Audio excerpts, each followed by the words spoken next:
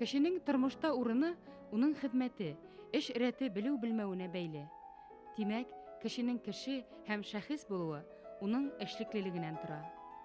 Ә был мөһим сифат гаиләлә, халык тәрбияһе, халык педагогикаһы. Бүгенге фән теленә күсерһәк, этнопедагогика һөҙөмтәһе. Халык тәрбияһе ул хеҙмәт һөйөү һәм эшкә таһаллык. Академик Камил Шаяхмырҙа улы Әхияров менән әңгәмә ошо фекерҙән башланды. Без үзебезнең тормыш халык белән бәйләнгәнбез. Шулай булгач, халыкның традицияларын искә алып, тәрбияу эшләрен алып бару, минемчә, бик кирәк факторларның берсе булып тора. Элекке Советлар Союзында яшәгән халыклар белән генә түгел, башка чит ил халыкларының да традицияларын белү, кайсы бер мәсьәләләр буенча алардан үрнәк алу, шушы традицияларын яклап чыгу, минемчә, ул халыклар арасында дуслыкны ныгытуга гына алып бара. Халык педагогикасы фәнни педагогик белән бәйләнештә булып, үзенең урынын алды дип әйтергә мөмкин. Өлкәндәр фикеренә ҡолаҡ һалыу, аҡһаҡал һүҙенә таянып йәшәү боронғо ҡанун. Илдең бөтә тарихи аҡылын, тәжрибәһен туплаған өлкән быуын хеҙмәт тәрбиәһенең кәрәклеген ҡабат-ҡабат иҫкәртә. Соңғы йылларда демократия флагы астында күп уңай булган нәтиҗәләрне юғалттык. Менә бигрәк тә мине борчыган мәсьәлә кеше яшьтән үк балаларны хезмәт тәрбиясеннән шитләтү күренә.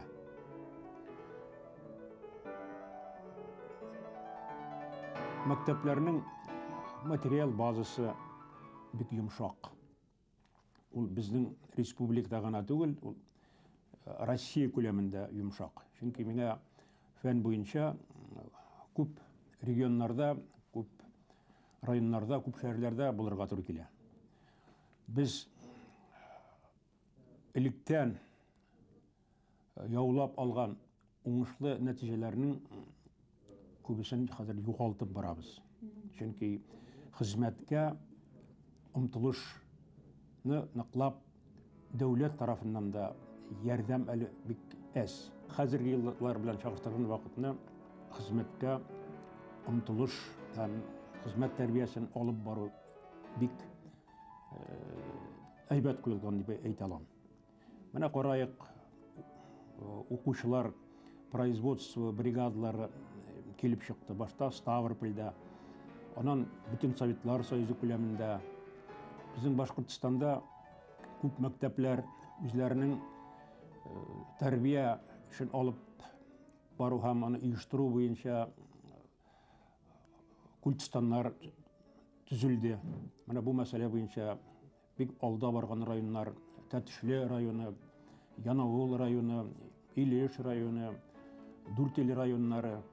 Хәзер менә бу районнарда культстаннарны уже җимереп бетерделәр.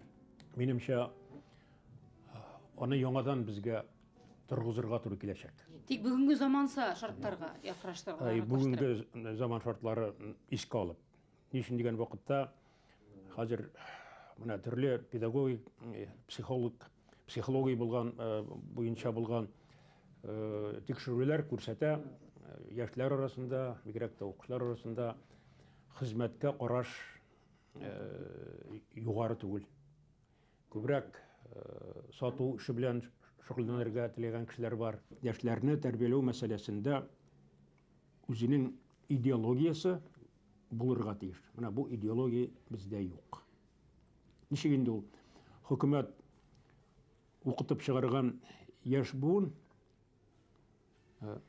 эшкә урнашырга теләмәй. Или ул ала профессия буенча эшләмәй. Шулай булгач, дәүләт алдында без бурычлы, дәүләт безнең алда бурычлы барга тиеш. Ә безнең бер яклап, ике яклап та бурыч. Безнең дә дәүләт алдында бик бурыч юк, аларның да безнең алдында бурыч юк. Без бит президентларны сайлап куябыз халыкка хезмәт итү өчен. Шулай булгач, хөкүмәтнең үзенең идеологиясы булырга тиеш. Менә бу идеология бездә юк. Әйе, яшь буынның эште, хезмәтте, эш кешеһен хөрмәт итүе илгә иртәгә тыныс карарга, ышаныслы яшәргә мөмкинлек бирә. Бүген нисек һуң илдең кәефе? Ил яшьләребезнең эшһезлектән, эш яратмаудан һәлак булуыннан курка. Ил алдында яшьләрнең алып хатырлык менән генә кызыксынуы, бигрәк тә спид, алкоголизм, наркомания артуы куркыта. Шуга илдең кәефе юк, тыныслыгы юк. Достоевскийның әйткәне бар: дөньяны матурлык коткарыр. Академик Камил Әхияров былай дип өстәр ине: дөньяны хезмәт коткарыр. Ирекле, аңлы, намыслы хезмәт, ил именлеген булдырыр хезмәт. Ориентир булмагач, идеал булмагач, идея булмагач, кешене тәрбияләү бик авыр. Шушы көннәрдә радиодан бер белгеч чыгыш ясай. Спид хәзер бөтен районнарда бар икән. Мәгълүматлар юк, только Бирҗан районыннан гына. Менә бу мәсьәлә ул бит киләчәк, буынның киләчәге юк икәнен дә күрсәтә. Моңа ныклап игътибар бирү юк. Менә соңгы вакытларда Россия күләмендә дә, җир шарында да менә бу мәсьәлә халыкларны бик борчый. Чөнки ул шушындый эш дәвам итсә, кайсыр милләтләрне бөтенләй югалтуга алып киләчәк бу. Идеялар, алар тормыш белән, хезмәт белән бәйләнгән булырга тиешләр. Безнең теориясе бар, практикада ныклап аны куллану юк. Шуның өчен безгә хөкүмәт, дәүләт күләмендә үзебезнең идеологияны, карашны әйтергә тиешбез яшьләргә, ничек булырга тиеш. Без күп кенә сүз алып бардык соңгы елларда бу моральный кодекс турында. Ул бит моральный кодекс ул Коръәндә, ул Библиядә. Шулай булгач, моральный кодексны булай чыгарып ташлау гына ул дөрес түгел.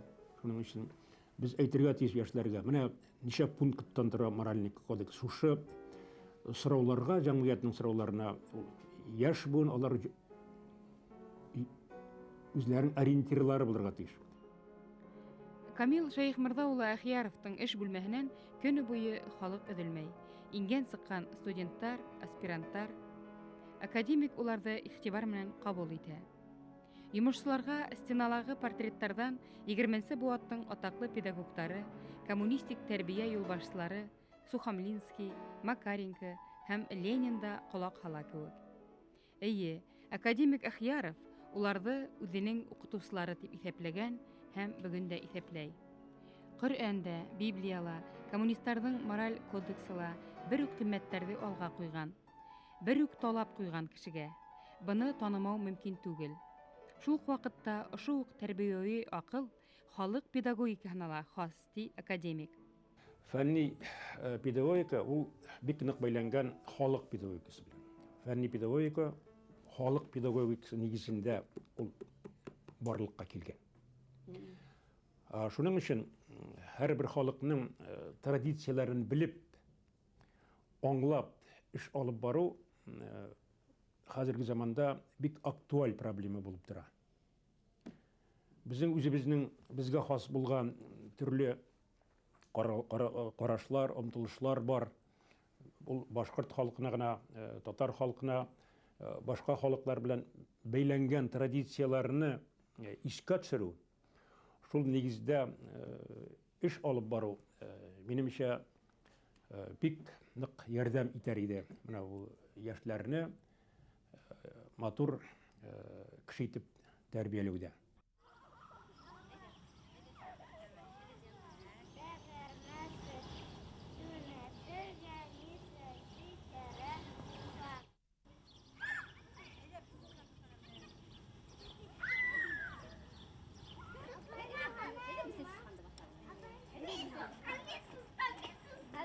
халык ижадына таянып эшләүбез шуннан килә.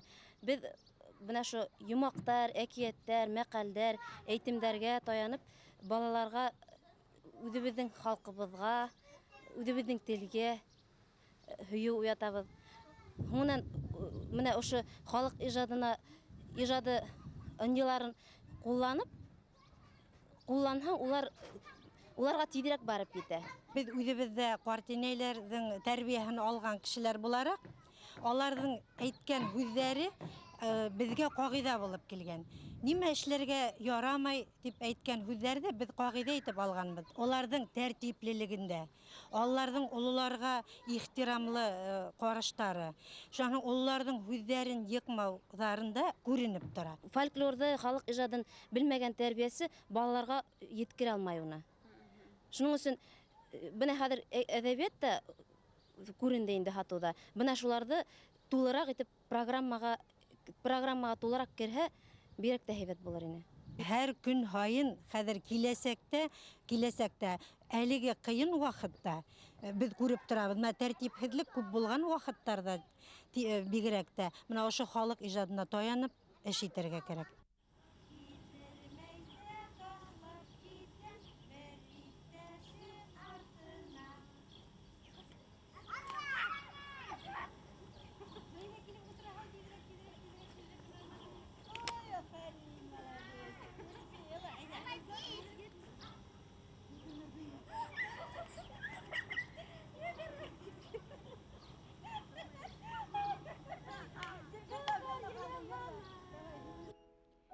Халыксан тәрбияләү ысулдарын һәр даим яклаучы Камил Шәйхмырза улы Әхияров мәгърифәтте миһрибанлаштыру буенча халыкара академияла, педагогик мәгарифтың халыкара академиясында Башкортстандан бердән-бер академик. Рәсәй мәгариф академиясында ла агза корреспондент, педагогия фәннәре докторы, профессор, Башкорт дәүләт педагогия университетында мәктәптәр менән идара итүнең фәнни нигезләрен өйрәнү кафедрасын җитәкләүче. Ул педагогик хезмәтләре өчен Ушинский, Крупская һәм Макаренко медальдары менән дә бүләкләнгән. Ерле юктан гына бындай казаныштар булмай. Уларның бер бүлеген генә алайык.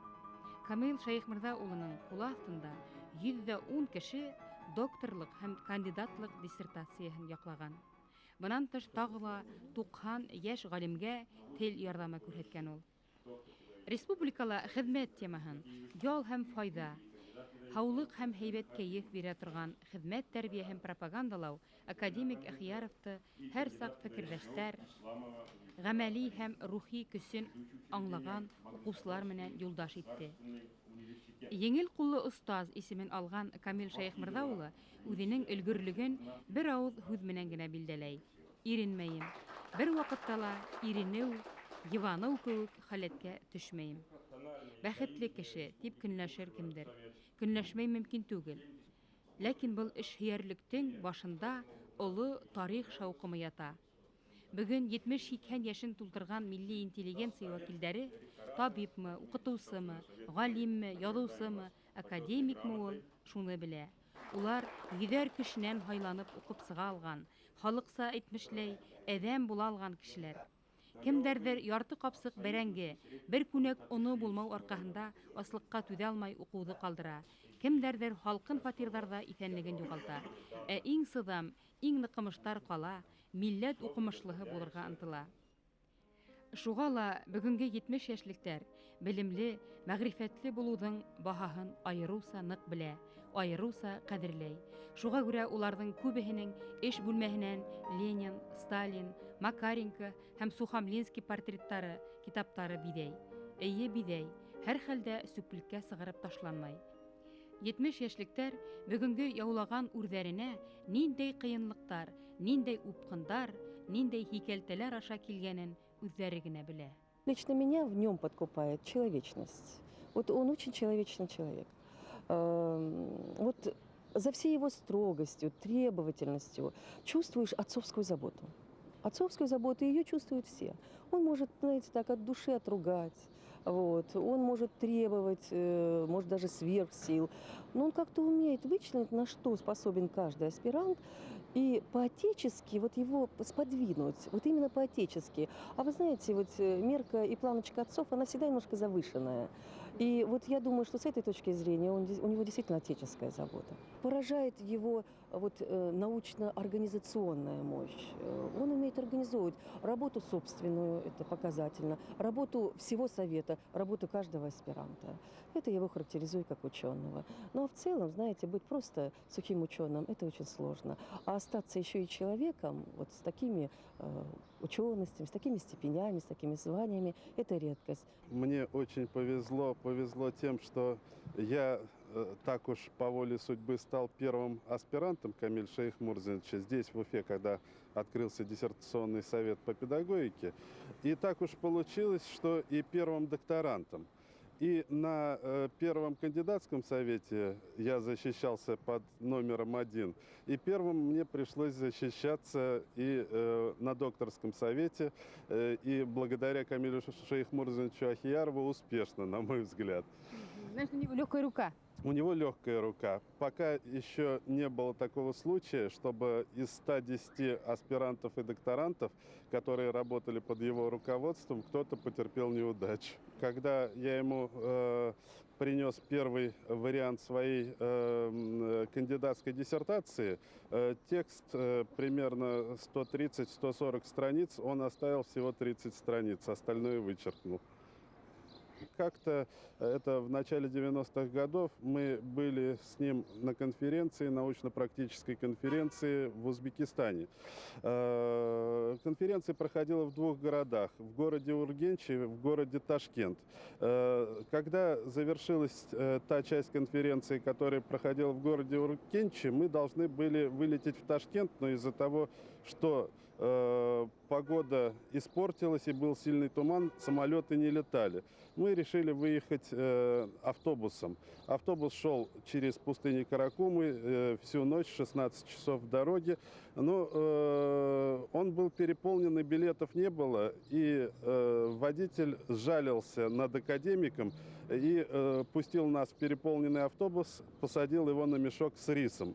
Автобус несколько раз за ночь ломался, был очень старый, но все-таки к началу конференции мы добрались, усталые, конечно, до Ташкента и попали вовремя на конференцию.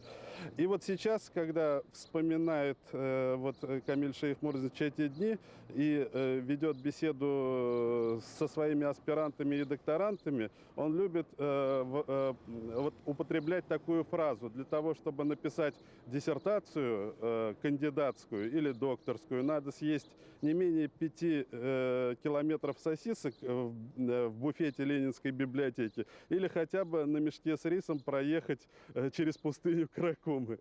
Вот эту фразу он любит употреблять. Ну, мы все знаем, что он перенес большую потерю. Скажем, ушла из жизни жена, его супруга, много лет, которая шла рука об руку с ним, была его опорой, была его надежей. Мы все очень сильно переживали эту потерю. И тем не менее, вот он так мужественно переносит, он очень нуждается в человеческом отношении. Он его ищет. Мы, осознавая это, стараемся его поддержать. Вот. Но это может быть то, о чем не следует говорить. Но почему бы нет? Ведь каждый ищет для себя эталоны подражания. Вот в этом моменте он действительно может быть эталоном.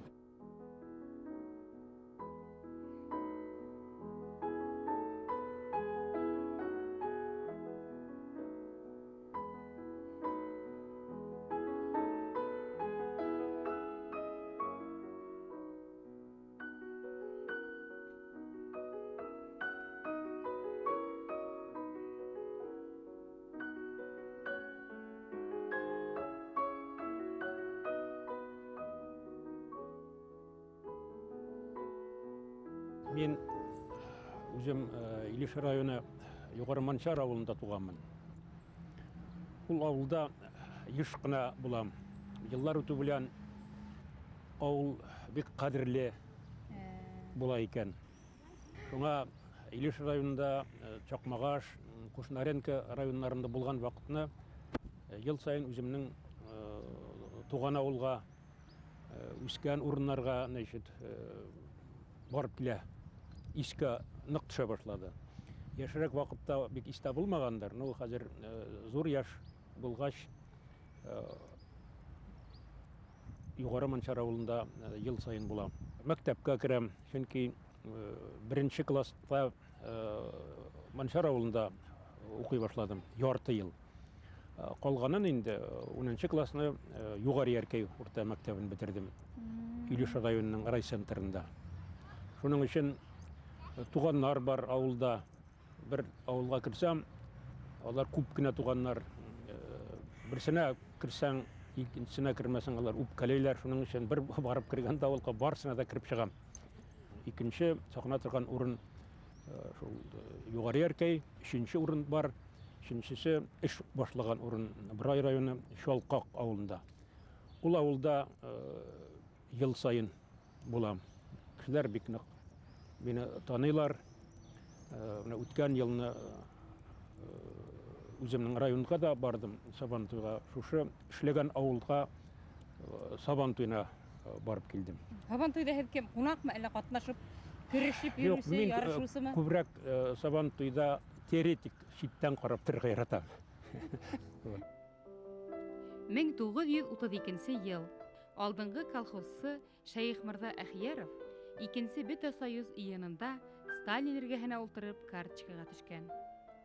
Улына Камил дип исем кушкан. Тормышы, белеме, бәхете Камил булһын дигәндер. Эштән бәхете етерлек Камил Шәйх Мырза улының. Игедәк кызлары Эра менән Эльза укып кеше булган, иян-иян-сердәре үскән. Әсәһе ягынан якын агаһы булган данлыклы герой Муса Гәрәев менән, ардаклы ил башлыктары Зыя Нуриев, Мидхәт Шакиров, Тәлгат Рахманов, шагыйрь Сергей Михалков кеүек уҙамандар менән дуҫлығы өсөн бик ғорурлана ул.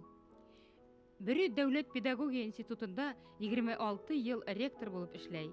Был борынгы уҡыу йортон тулыһынса яңыртып, белем һәм мәҙәниәт усағына әйләндерә. Бөрө ҡалаһында Һәҙиә дәүләт шинаның бюсын ҡуйыу да Камил Шәйх Мырза улының хәстәрлеге. Кешене кеше итә торган бердән бер сифат ул хезмәт. Шуның өчен мин үз гомеремдә бер проблема белән генә шөгыльләндем. Ул яшь буынны хезмәткә хәзерләү. Мәктәптә эшләгән вакытта да, югары уку йортында эшләгән вакытта да, хәзер дә галимнәр әзерләгән вакытта да күбрәк хезмәт сөюче, хезмәтне яратучы кешеләр белән аралашырга тырышам. Алар миңа ничектер ярдәм итәләр, тәэсир итәләр. Үземчә мин уйлыймын, мин дә аларга зарак тәэсир итәмендер. Башҡорт Сухамлинские тип йөрөтөлгән эшһөйәр һәм илһөйәр Камил Шәйх Мырза улы Әхияров яҡтылык, йылылык өләшеп, илһамлы хеҙмәткә өндәп йәшәүсе замандашыбыҙ. Аҡһаҡал академиктың һүҙҙәре хакикәт, тормошо үрнәк, хеҙмәте халҡына бүләк.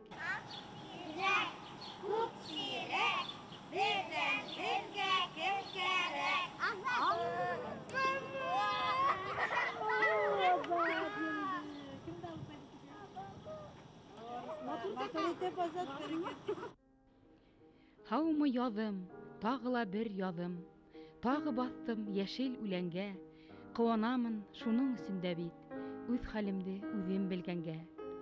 Ҡулдарымдың әрнеп һыҙлауҙары орлоҡтарға күсеп ҡуймаһын, бисмилланы әйтеп ергә һибәм, йылытҡанын көтөп ҡояштың. Күңелемдә керҙәр һаҡламайым, шуға еңел минең ҡул артым. Гөл орлоғон күрше тирәләргә быйыл да мин услап тараттым. Һыҙланыуым баҫылыр ҙа әле, шытҡанын да күрһәм сәскәнең, гөлгә әүрәп үтә ғүмерҙәрем, сәскәләнһен бер үк сәскәнем.